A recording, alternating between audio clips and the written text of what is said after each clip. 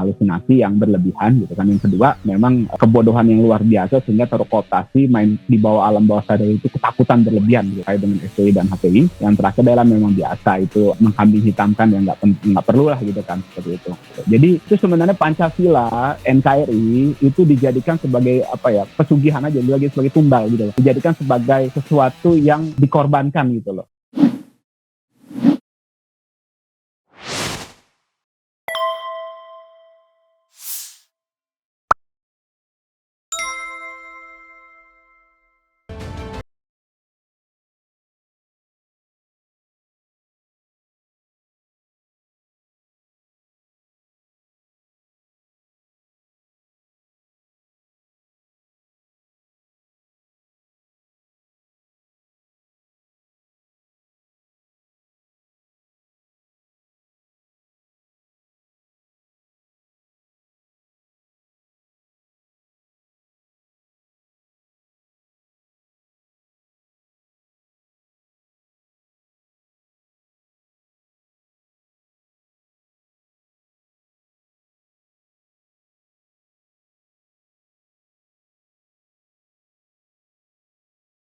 Assalamualaikum warahmatullahi wabarakatuh. Waalaikumsalam warahmatullahi wabarakatuh. Nahmaduhu wa nasta'inuhu wa nastaghfiruh wa na'udzu billahi min shururi anfusina wa min sayyiati a'malina may yahdihillahu fala mudilla lahu wa man yudlil fala hadiya lahu. Asyhadu an la ilaha illallah wa asyhadu anna Muhammadan abduhu wa rasuluhu la nabiyya ba'dah. Terima kasih buat PKAD atas undangannya dan juga Cak Slamet, juga pembicara lain senior saya Bang Ahmad, guru saya Kang Refli Harun, kemudian juga ada Ustadz Meli Santo. Jadi terkait dengan statement Pak Menak ini, saya izinkan saya mengawali dengan bahwa kita ini ada polemik, ada perdebatan sana sini, ada ketidaksetujuan antar satu dan lain-lain, tapi tetap kita harus mengedepankan persatuan, itu yang pertama. Dan kita juga harus tetap fokus bahwa yang kita permasalahkan ini kebijakan dan pemikiran, bukan pribadinya. Artinya secara pribadi kita semua bersaudara, apalagi sama muslim gitu kan, minimal kita sebangsa dan setanah air, seperti itu. Itu yang pertama saya menggarisbawahi. Artinya apapun kebijakan terkait dengan pemikiran, terkait dengan statement, bukan dengan pribadi. Itu yang saya mengawali dulu untuk cegah nanti terjadi hal-hal yang menjurus ke pribadi yang kita tidak inginkan. Maksud saya interpretasinya ya, bukan kitanya di sini tahu. Nah, jadi terkait dengan statement Pak Menak itu, maka saya pribadi sebenarnya menyikapinya sederhana. Ada dua hal. Yang pertama, ini menunjukkan ketidakpedeannya. Kenapa? Ketidakpedean dari siapa? Ketidakpedean dari pihak-pihak yang memang membenci, ya, memang punya dendam kesumat, memang punya keterbelakangan intelektual, ya, terkait dengan HTI dan juga FPI. Kita di sini tidak membicarakan pro FPI, pro HTI, bukan. Kita bicara sederhana aja. Ini ada aturan hukum bahwa HTI sudah dicabut ya izinnya, kita sama-sama tahu kan, gitu kan, Kumhamnya, dan FPI sudah dibubarkan dengan kontroversial lah dengan SK Menteri itu SKB. Jadi kita garis bawahi dulu itu, gitu kan. Artinya memang secara legal, gitu kan, secara sepihak, ya rezim ini sudah mencabut, gitu kan, atau sudah membredel, seperti itu kan, secara legal, gitu. Meskipun itu masih bisa diperdebatkan. Nah, harusnya kan selesai di situ. Artinya kita ini ada hal-hal yang memang membuat tidak pede, gitu kan. Nah, itu yang saya sikapi pertama. Kemudian ada juga pintu yang kedua adalah bahwa di sini memang ada yang tadi saya katakan, ada keterbelakangan intelektual yang terus menyusup gitu loh. Artinya ketakutan itu sehingga ketakutan itu sudah menenggelamkan kejujuran. Jadi kita mau jujur itu susah gitu kan. Dan akhirnya kebohongan itu merajalela. Kebohongan merajalela dan juga tentu saja kebodohan menyelimuti bangsa ini, seperti itu. Ya karena ya itu tadi, karena kita nggak jujur gitu loh. Bahwa kalau boleh kita jujur kan sebenarnya apa masalahnya FPI itu? Apa masalahannya FPI itu kan? Kan masih kita bisa diskusikan. Ini nggak sepihak aja gitu loh, sepihak gitu kan. Nah, artinya memang pintu itu sudah tidak ada lah di situ. Padahal seperti kita lihat, kita sama-sama tahu kalau soal FPI luar biasa kemanusiaannya.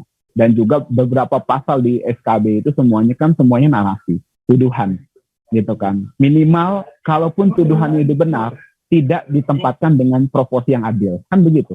Kalau dengan adil kan sederhana. Kalau memang FPI dituduh teroris, kenapa? Ada oknumnya yang pernah terlibat. Loh kalau gitu yang organisasi atau institusi lain yang pernah ada oknumnya terlibat dibubarkan juga dong. Kan kita harus adil kalau begitu. Nah artinya itu masih ada perdebatan dari SKB itu gitu kan. Kemudian juga itu satu contoh aja ya, begitu juga yang lainnya gitu kan. Nah apalagi HTI mungkin nanti Ismail Santo lebih bisa menjabarkan. Nah, pada intinya dua poin kedua yang saya mau sampaikan adalah ada keterbelakangan intelektual sehingga menyebabkan paranoid yang berlebihan gitu loh. Paranoid yang berlebihan, sedangkan PR kita kan sebenarnya di sini bukan itu. Kita sama-sama tahu PR kita adalah banyaknya aset kita yang tergadai oleh asing. Kemudian langkahnya minyak goreng dan semacamnya banyak lah gitu kan. Kalau karena itu bukan bahasan kita di sini, artinya PR bangsa ini sebenarnya banyak. Nah, akan tetapi gitu kan, ketika ada yang memang bawa di alam bawah sadarnya sudah terkooptasi oleh kebodohan, itu ya susah memang. Itu yang kedua.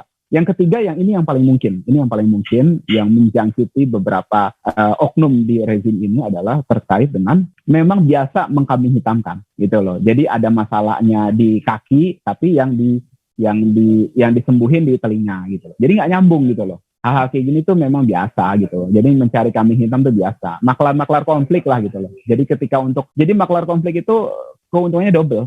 Selain dapat pulus gitu kan, dapat uang, dapat dana, turun, dapat anggaran, juga itu bisa memalingkan isu. Nah, seperti itu. Jadi isu yang paling gurih kan itu, FPI, HTI, teroris, nah gitu kan. Kemudian radikal, itu yang memang yang paling laku gitu kan, yang paling laku dijual gitu kan, untuk membodohi, padahal nggak bodoh masyarakatnya gitu, nggak tahu gitu. Makanya itulah gunanya masyarakat itu dibungkam kan, minimal dibungkam dengan kenyamanan. Kalau nggak bisa ya udah dikriminalisasi kan, biasanya begitu lah, seperti itu. Jadi poin itu yang saya garis bawahi, saya ulang lagi. Yang pertama adalah ada keminderan gitulah, keminderan terkait dengan FPI dan HTI yang padahal itu halusinasi aja sebenarnya, halusinasi yang berlebihan gitu kan. Yang kedua, memang kebodohan yang luar biasa sehingga terkooptasi, main di bawah alam bawah sadar itu ketakutan berlebihan gitu terkait dengan FPI dan HTI.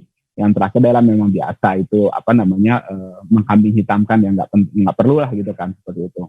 Artinya kalau kita bicara masalah bangsa, kita bicara permasalahan bangsa ini kan misalnya langkahnya bahan bakar, kemudian juga ada isu perubahan konstitusi terkait 3 periode dan semacamnya kan, dan juga utang negara yang terus menumpuk. Tapi yang kita permasalahkan adalah gitu loh. Jadi kita lagi membahas masalah, tapi kita bicara bagaimana sejarah itu nggak nyambung gitu loh, nggak selesai permasalahan itu. Tapi memang itu gunanya, memang itu karena orang-orang bodoh itu bukan untuk menyelesaikan masalah, tapi memperumit masalah sehingga masalah itu bukan selesai, tapi teralihkan gitu loh. Jadi kita bicara sejarah, matematikanya dikerjain nggak gitu loh. Kita lagi kerja matematika, kita bahas sejarah. Supaya apa? Supaya lupa matematikanya. Tapi matematika tetap ada nggak? Ada problem itu gitu loh. Itulah yang kalau saya boleh analogikan lah gitu, supaya sederhana gitu kan, bagaimana liku komunikasi yang terjadi tangkap. Kemudian ada isu radikal gitu kan. Padahal kalau kita tanya apa yang Anda maksud radikal itu? Apa coba? Sederhana aja gitu loh. Apa yang maksud radikal? Oh dia ini agama secara berlebihan, itu kan masih persepsi orang beda-beda gitu. Tapi yang biasa kan terlalu berlebihan itu nggak selesai, akhirnya mereka bingung terakhir. Saya yakin, coba deh kita suatu saat atau mungkin pernah ya kita bahas dengan apa sih maksud radikal itu, tapi diundang orang-orang yang memang selalu hobi ngomong itu gitu loh. Jangan kita yang kontra, yang memang suka menjelaskan masalah itu aja, enggak. Yang bodoh-bodoh itu kadang dicoba dikasih panggung gitu loh untuk menjelaskan. Sederhana aja soal radikal itulah. Soal hal-hal yang anti NKRI, itu maksudnya apa gitu loh. Sederhana aja gitu loh. Kita dengar maksudnya mereka apa. Saya yakin itu mentok kok, nggak selesai. Karena kebiasaannya itu cuma narasi aja. Narasi tanpa penjelasan, kemudian langsung ada cipta opini. Nah, seperti itu biasanya. Narasi, oh ini radikal, oh ini anti NKRI, anti kebangsaan, anti Pancasila. Narasi kemudian ditutup dengan sesuatu yang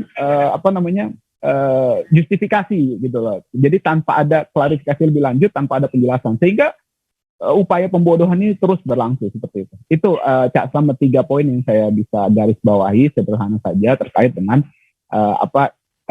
statement-statement liar yang belakangan ini makin ngawur lah, termasuk yang terkait HTI dan FPI tadi. Demikian. Ya, tentu sebetulnya FPI sendiri punya kajian ya, seperti apa sebetulnya keputusan, kalau ini dianggap sebagai sebuah keputusan pemerintah, kebijakan pemerintah, dan kemudian nampaknya kan berurutan itu keputusannya, tidak hanya sekedar putus pada pencabutan, penghentian SK Kemenkumham kalau nggak salah yang dikeluarkan oleh Bukan, kalau HTI, kalau FPI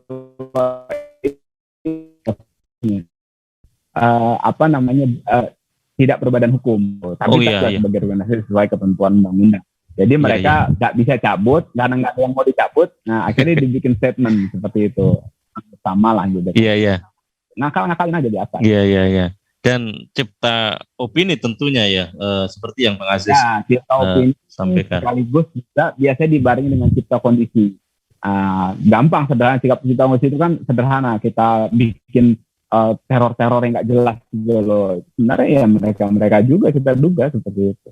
Kalau misalnya kita ngapain neror-neror orang kita FPI ya dulu, FPI itu cinta sama bangsa ini, kok kita neror gitu loh, mana nggak masuk akal gitu loh.